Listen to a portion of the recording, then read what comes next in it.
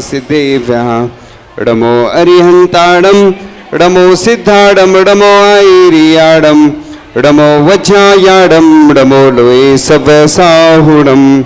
चलते फिरते तीर्थ हैं हरते सब संताप, हम तो बस इतना जानते आप सरीखे आप, हम तो बस इतना जानते आप सरीखे आप। कुंडलपुर के बड़े बाबा की, पार्श्वनाथ भगवान के मोक्ष कल्याणक महामहोत्सव की, मूल नायक श्री पार्श्वनाथ भगवान की, परम पूज्य आचार्य भगवान गुरुदेव श्री ईश्वर विद्यासागर जी महामुनि राज की, परम पूज्य आचार्य श्री ईश्वर समय सागर जी महामुनि राज की, परम पूज्य मुनि श्री ईश्वर विमल सागर जी, अनंत सागर जी, धर्म सागर जी आदि समस्त 3,9 करोड़ मुनि राजों की।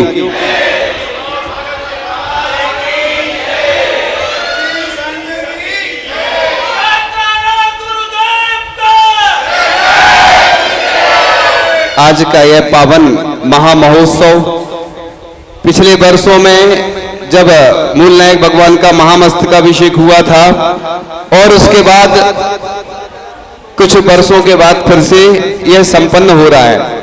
और यहाँ के पार्श्वनाथ भगवान के से हमने खुद महसूस किए हैं, लोगों को नहीं मालूम कितनी एनर्जी है। इतने वर्ष हो चुके हैं, चूंकि लोग मंदिरों में बढ़ चुके हैं। देखो जैसे भोजन करते ना, प्रतिदिन घर में करते, किसी के शादी में जाते ना तो एक सामूहिक भोजन होता है, उसमें आनंद आता है लोगों को, घर में तो रोज करते। ऐसे ही जब भी कोई मांगलिक क्रियाएं हो, साधु संत हो, तो रोज तो अपन को मंदिर में करना है और भगवान को लाडू चढ़ाओ, पूजन करो, अभिषेक करो, लेकिन सामूहिक करते ना तो सामूहिक पुण्य का बंद होता है। जब कोरोना काल आया तो जिनका सामूहिक पुण्य था वो बच गए और जिनका नहीं था वो ऊपर चले गए। एक्सीडेंट होते ना सामूहिक होते हैं, बाढ़ आती है, उनमें किन व्यक्तियों की मृत्यु होती है? जो सामूहिक कार्य में भाग नहीं लेते हैं। इसलिए अकाल मृत्यु इसी कारण से आती है। इसलिए अपन को इससे बचना है अगर, तो सामूहिक क्रियाओं में बढ़ चढ़कर हिस्सा लेना है। यहाँ के मूल नायक पार्श्वनाथ भगवान है, मोक्ष कल्याणक महोत्सव है और आज यहाँ पर अभी तक की सबसे अधिक लाडू आई हैं। अभी तक हमने शायद कहीं नहीं देखी इतने सारे लाडू बनाकर।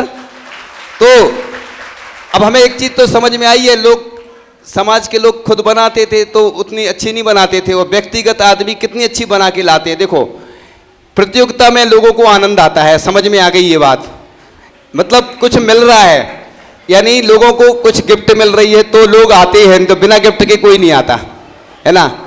भले ही देने में गिफ्ट कंजूसी करते हैं लोग, लेने में लेकिन अच्छा लगता है लोगों को, है ना। गिफ्ट देने में थोड़ी सी कंजूसी हो जाती है। तो भगवान को आज क्या दोगे आप?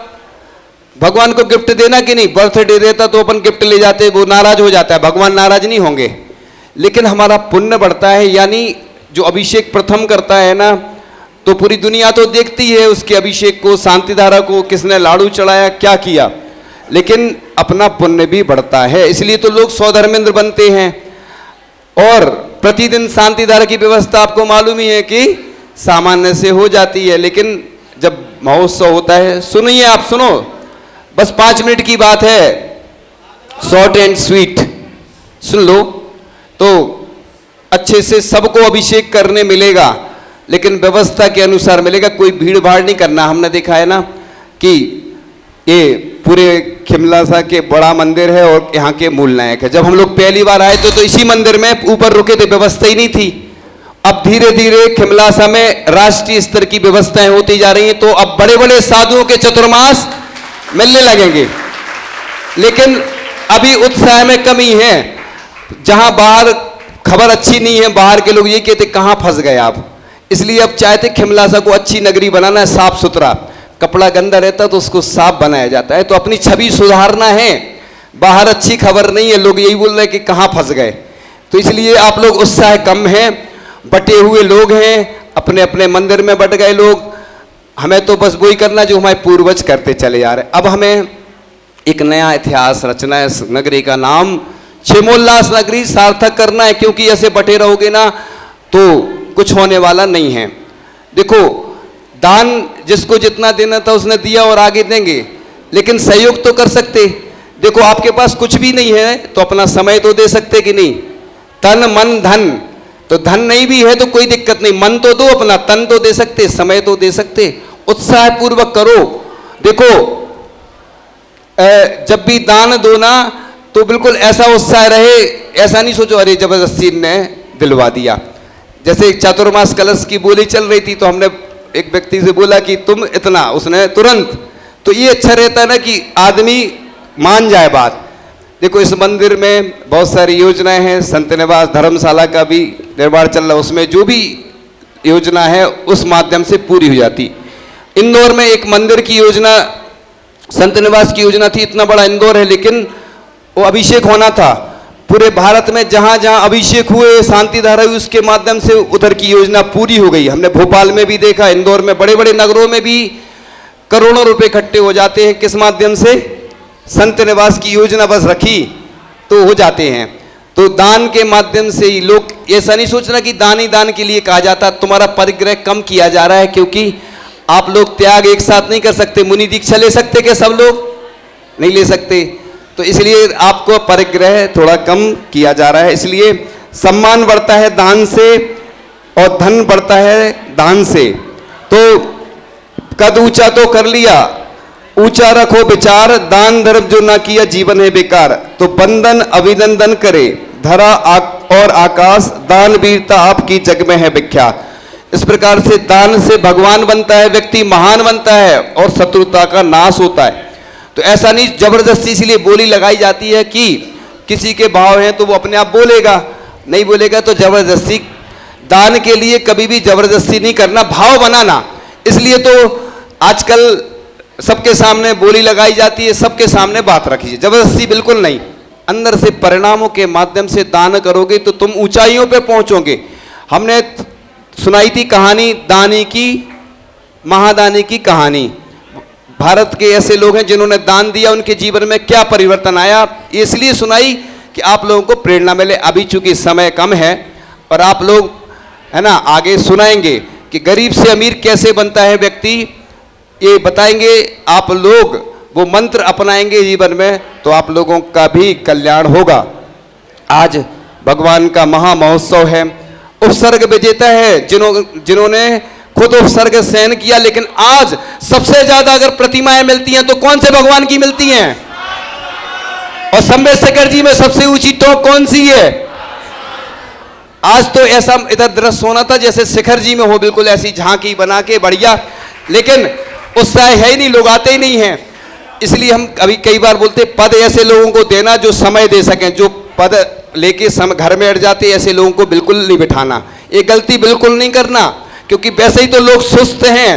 इधर तो बिल्कुल ऐसा व्यक्ति चाहिए घर घर जाए, जगाए उन्हें सुबह से उठ के कि भैया जगाने वाला चाहिए। इधर सोने वाला सुस्त व्यक्ति को तो इधर से अलग कर दो, क्योंकि हमारे भगवान सुस्त नहीं है। हमारे भगवान ये कहते हैं युवाओं का धर्म है हमारा जैन धर्म, वृद्धों का नहीं है। चाहे वो 80 साल की बूढ़ी एक है खुरई में, उसके अंदर ऐसी ऊर्जा है पूरे में घूमती, 80 साल की बूढ़ी अम्मा, ऐसी अम्मा चाहिए। बूढ़ी भी होकर जवान है, ऐसे हमें जवान चाहिए, बूढ़े हमें नहीं चाहिए। हमारे पास युवाओं का काम है, हमारा धर्म युवाओं का, जिनके अंदर जोश है। आचार्य जी ने वृद्धों को इसलिए दीक्षा नहीं दी, क्यों नहीं दी बताओ? पहले बाद में दी जब वो वृद्ध हो गए, पहले उनने युवा थे तो युवाओं को दीक्षा दी। तो आज देखो तो पूरे जन शासन की प्रभावना पूरे विश्व में आज आचार्य जी के माध्यम से पूरे देश में दुनिया में फैल रही है।